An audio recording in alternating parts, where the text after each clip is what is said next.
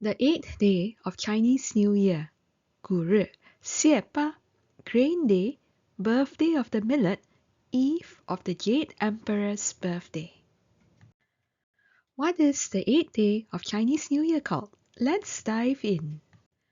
The eighth day of the first lunar month carries several names, each reflecting a different aspect of its meaning. According to traditional Chinese agricultural customs, its primary name is Grain Day, or the birthday of millet, 古日, honoring one of humanity's oldest and most important food sources. In some regions of China, particularly in Zhejiang province, it is also known as 谢八, which means praying for blessings on the eighth day, and traditionally marks the conclusion of the main New Year's festivities, as recorded in regional cultural histories. However, for the Hokkien people, or known as Fujianren, this day is primarily understood as the eve of Pai Ti Gong, or Bai Tian Gong, the grand worship ceremony dedicated to the heavenly grandfather, the Jade Emperor. This diversity of names, noted by scholars of Chinese festival traditions, reveals how a single day can hold different meanings across China's vast cultural landscape. The cultural aspects and deities involved. In ancient times, millet was not merely a food source, it was the very foundation of survival. It was the staff of life that sustained millions of families through harsh winters and lean years.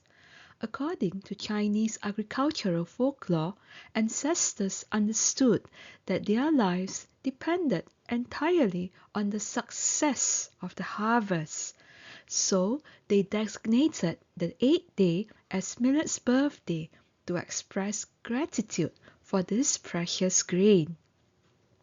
Farmers would carefully observe the weather on this day, believing it served as an omen for the coming year.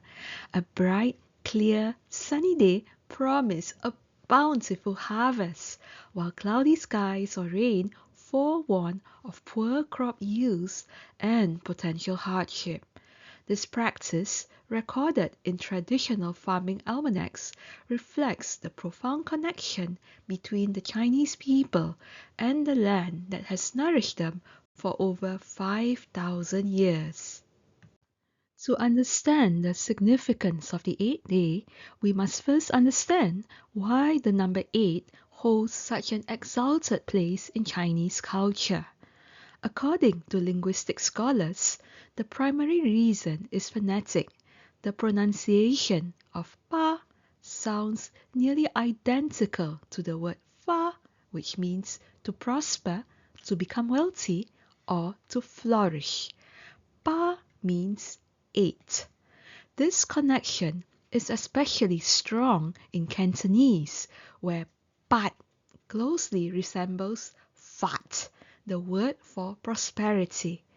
As documented in studies of Chinese cultural diffusion, what began as a regional preference in southern China spread nationwide during the past few decades as internal migration increased, carrying this cultural preference to every corner of the country. The importance of 8 extends far beyond mere homophones. According to classical Chinese philosophy, even numbers are generally preferred over odd numbers because they represent harmony and balance. Cultural historians note that the symmetrical shape of the digit 8 itself is meaningful.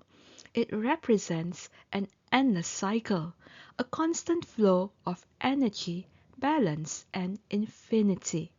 This visual symbolism reinforces the idea of continuous prosperity and unbroken good fortune. The number 8 also appears throughout Chinese mythology and art, as documented in religious texts and artistic traditions. We have the 8 immortals, 八仙, the 8 trigrams of the I Ching, 八卦, and the 8 Buddhist symbols, all of which represent completeness and cosmic order. While many people understand 8 as simply a lucky number, its significance in Chinese culture runs much deeper. Ancient Chinese texts reveal a more nuanced understanding of numbers. The great scholar Xu Sen, in his authoritative work 说文解字, explained that the character 八 originally meant to part or to divide, representing the concept of separation and distinction. As noted by classical Chinese philologists, this reminds us that cultural meanings evolve over time, and the modern association with prosperity represents a later development layered atop older understandings. The preference for 8 also connects to traditional Chinese cosmology. According to the Book of Changes, I Ching, numbers are not merely quantitative symbols, but carry qualitative meanings about the nature of reality. Classical commentators on the I Ching explain that the 8 trigrams represent the fundamental forces of the universe: heaven, earth, thunder, wind, water, fire, mountain, and lake, and their interactions create all phenomena. Thus, when Chinese culture elevates the number 8, it is drawing upon this ancient cosmological framework that sees the universe as comprehensible through patterns and numbers. The deeper meaning of Millet Day is to teach the younger generation gratitude for food and respect for agriculture. Traditionally, the elders would take children to the fields to learn about farming. Families would prepare meals using various grains to help children understand where food comes from and the hard work involved in growing it. The Jade Emperor was originally the crown prince of the kingdom of pure felicity and majestic heavenly lights and ornaments. Sacred texts record that even at birth he displayed extraordinary qualities and emitted a wondrous light that filled the entire kingdom. As a youth, he was kind, intelligent, and deeply compassionate, devoting himself entirely to helping the needy, the poor, the suffering, the abandoned, the hungry, and the disabled. He showed equal respect and benevolence towards both humans and all creatures.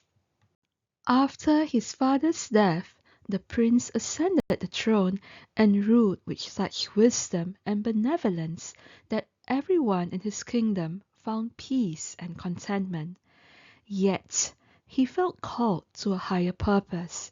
The sacred texts tell us that he told his ministers of his desire to cultivate the Tao, retiring to the bright and fragrant cliff to devote himself entirely to spiritual practice.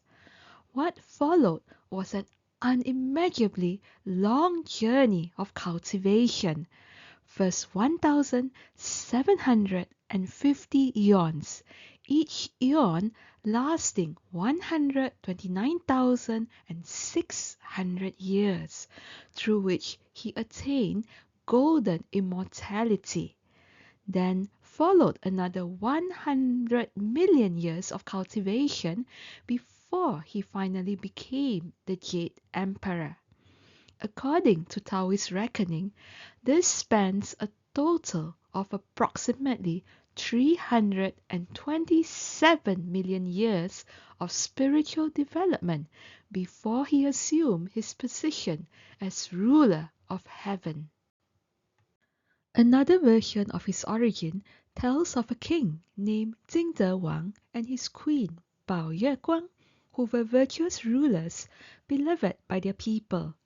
They prayed earnestly for a son, and one night the queen dreamed that Lord Laozi, known as Taishan Daojun, one of the highest Taoist deities, presented her with an infant. She awoke pregnant, and after a 12-month gestation, gave birth on the 9th day of the first lunar month. As the story continues, the prince grew up to be a wise and compassionate ruler, but eventually renounced his throne to cultivate the Tao in the mountains. After thousands of trials and eons of cultivation, he became the Jade Emperor, the supreme sovereign of all. This is why his birthday is celebrated on the 9th day of the first lunar month. For the Hokkien people, the celebration of the Jade Emperor's birthday carries special historical significance rooted in a dramatic legend of survival and divine deliverance. According to our Hokkien oral tradition, the Hokkien ancestors were once pursued by invading forces and took refuge in a sugarcane plantation. Family histories recount that they hid among the tall sugarcane stalks until the invaders passed, and they emerged safely on the 9th day of the new year, which happened to be on the Jade Emperor's birthday. Believing that the Jade Emperor had protected them and orchestrated their deliverance, they offered prayers of thanksgiving and promised to honor him forever on this day. To this day, some Hokkien families place whole sugarcane plants with their roots still attached on the altars during the Pai Ting Kong, Bai Tian Kong ceremony. In the Hokkien language, according to linguistic records, sugarcane is called Kam Chia, which sounds similar to the words for thank you, Kam Sia, making it the perfect symbolic offering of gratitude. The roots are left attached to signify that the gratitude is deeply rooted and that the family's connection to the Jade Emperor is strong and living. The ceremony begins late on the 8th night and continues until midnight. Families construct elaborate outdoor altars, often with multiple tiers, decorated with flowers, red paper, and lanterns. Traditional offerings are extraordinarily lavish and specific. Whole roasted suckling pig or whole chicken, fresh fruits arranged in towers, sweet rice cakes including ti kueh and huat kueh, specialty vegetarian dishes, and most importantly, the sugarcane plants with their roots intact. Incense burns continuously, and as midnight approaches, the air fills with the deafening sound of firecrackers and fireworks. The louder, the better, as noise is believed to attract the deity's attention and express the community's collective joy and reverence. Where is it still observed? Within mainland China, regional cultural histories reveal that practices vary by province. In Fujian province, the ancestral home of the Hokkien people, the tradition remains strong, with families following the old customs passed down through generations. In Zhejiang province, particularly in the Taizhou area, local records indicate that the 8th day is observed as Xiepa, which marks the conclusion of the main New Year activities. In northern China, where the Hokkien influence is minimal, ethnographic studies show that the focus tends to be more on the agricultural aspects of the day, the birthday of millet, and the opportunity to teach children about gratitude for food and respect for farmers. Variations of the practice. The most spectacular celebrations occur in areas with large Hokkien populations.